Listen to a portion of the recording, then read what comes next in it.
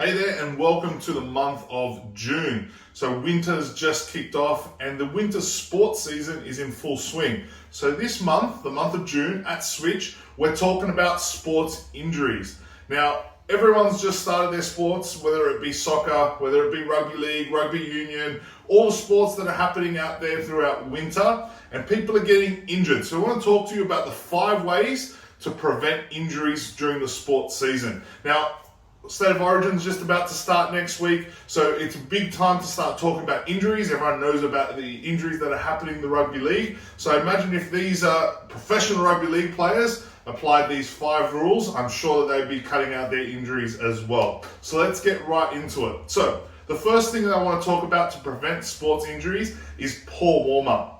Now, I know a lot of the mums and dads out there that run around with their kids and then they just go and play their sport in the afternoon on a Saturday and they jump onto the field and you guys aren't warming up. And that's where injuries start. So the first thing that we want you guys to do is get a good warm-up in before you start your sports. It's very important that you're stretching and limbering up and getting the muscles warmed up so that you can prevent injuries. The second thing is overloading and overuse. Now, this is for everyone.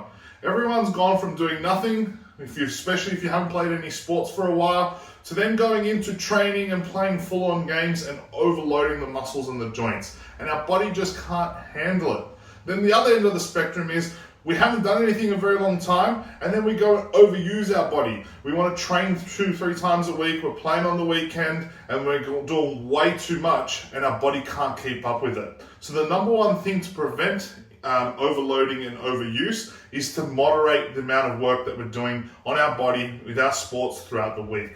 Now, the third point to prevent injuries is incorrect footwear. Now, you've got to understand that our feet are the foundations of our body. So we're going from wearing sports shoes or really comfy shoes throughout the day to things that maybe our feet aren't used to, whether it be footy boots or whether it be a different type of shoe that you're running around in on your sports on the weekend.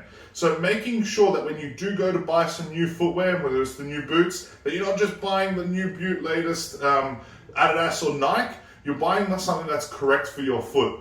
The other thing that I find very, very common these days with incorrect footwear is we've got more and more synthetic pitches. And we can't just go use a standard footy boot on the synthetic pitch. So it's very important that you speak to your local footwear shop about getting the right footwear for synthetic pitches, as well as grass and other forms that we're running around on these days as well. Now, the fourth thing is don't pay through the pain. This is the biggest thing that we see week to week in the clinic. People coming in with injuries and sorenesses and muscle tightnesses, and the body's screaming out to them that they're in pain. And then we go and play again on the weekend. Irrespective of whether we're in pain or not, we're then putting more pressure on the body. So the number one rule is when you're in pain, that is the body's way of telling you that something's wrong. The biggest thing I'd say to you is rest for a few weeks or come and see one of our team to help you get through that pain.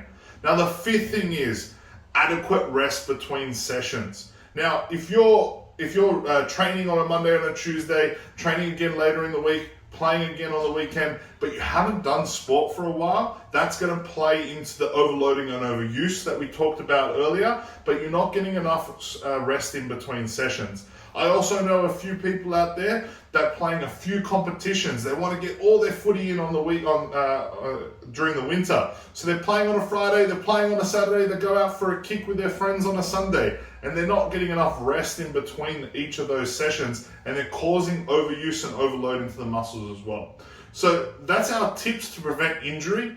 The 5 tips is poor warm-up, overloading and overuse, incorrect footwear. Number one, biggest one is don't play through the pain and make sure you get rest in between your sessions. So hopefully those 5 tips will help you prevent injuries through the month of June as we're all starting to get into the full swing of our winter sports. So make sure that you come in to see us if any of those injuries or niggles aren't going away. I'm James from Switch and we want to help you through the month of June with your sports injuries. Bye for now.